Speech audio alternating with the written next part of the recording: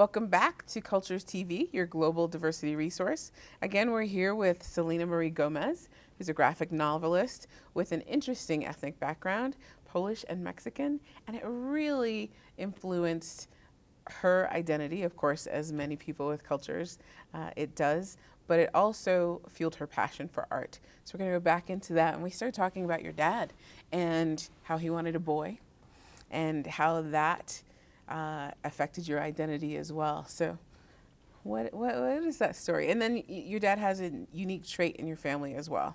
So Right, let's talk a little bit about that. Yeah, well, I mean, I would imagine I would want a boy too if I had 4 daughters. And, Yeah, that's you true. know, That's true. And That's a lot of girls, and you're the only piece of testosterone in the house. Sure, yeah, yeah. But you know, I don't know. I think in some weird way, maybe it did affect, you know, my personality and my outcome. But I'm certainly not, you know, upset about it.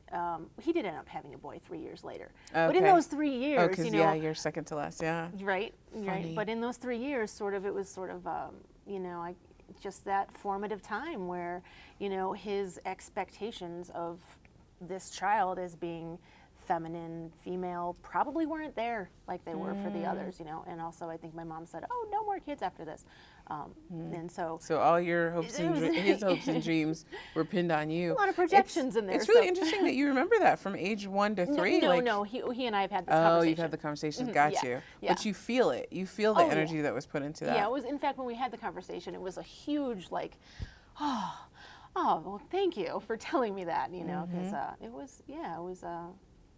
was always sort of like, you know what, I clung to him. You know, I clung to him more than my mother. When he was a carpenter, he was a foreman at UIC in Chicago. So, you know, he was sort of like, I would prefer to build, you know, with his scrap wood than, you know, watch and learn how to cook from mom, which would have been a great skill to learn, but I didn't learn it. So, but I don't really have too much of a problem with it. But once my brother came along, it was like, my son, you know. Oh, so then what? How was that? Well, then it was cool because I had someone to play with. Because my sister's always running around the house trying to put makeup on me and tweeze my eyebrows later on. And I'm like, don't do that. You know, running around calling me Frida, trying to pluck my eyebrows. That's fantastic. So, yeah, I grew up a tomboy. I was okay with it. Well, Frida's good because, you know, she's a great artist. So you ended and I do look up to her as well. Yes, yes, yes. So then you were talking about your dad's gene, like in your family. And so let's put some light on that. Yeah, the graphic novel, I'm really trying to create a fictional world where I touch on that and create a metaphor for that. But this sort of identity fracture, like a sort of a fracture in the identity, like a fracture in a mirror. He always tells a story. My grandmother tells it too. He was born with bleached blonde hair, white hair, and blue eyes. And he's Mexican. And he's Mexican. And he was born in Houston. And this is in Mexico? No, this was in Houston. Okay. My grandmother was born in Houston. It was my great-grandfather, my father's grandfather, who Jose came from Mexico. Rubio, he was put over the border during the revolution. Otherwise, he was going to be a child soldier and probably perish. So they saved him, put him over the border. He never went back. And so he lost his identity there. So there's point 1, abandonment. And then we go to, you know, and then there's my grandmother, and she has my father.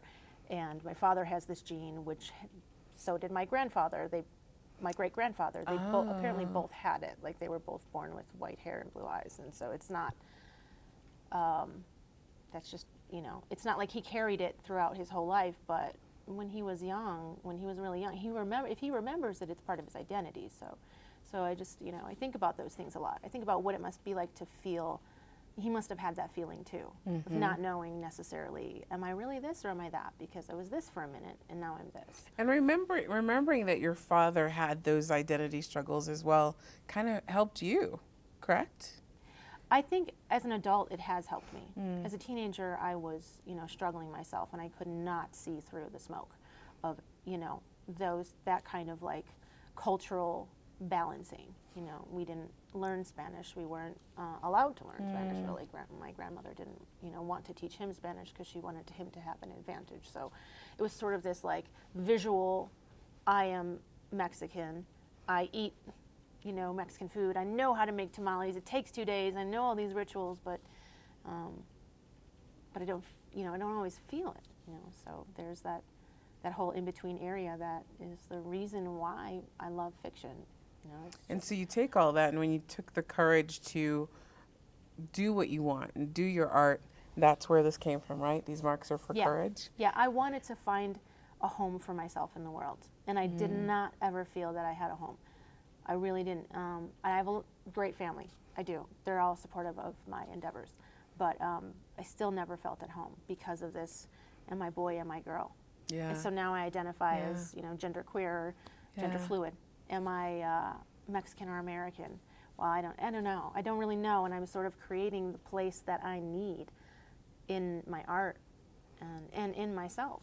I'm just trying to be that example because I know there's other people out there like that. Yes, exactly. There Which have is to why this is why we do this. Your stories like yours is exactly why we do this. So thank you. This was fantastic. And thank you for joining us. Remember, at Cultures, we speak your language.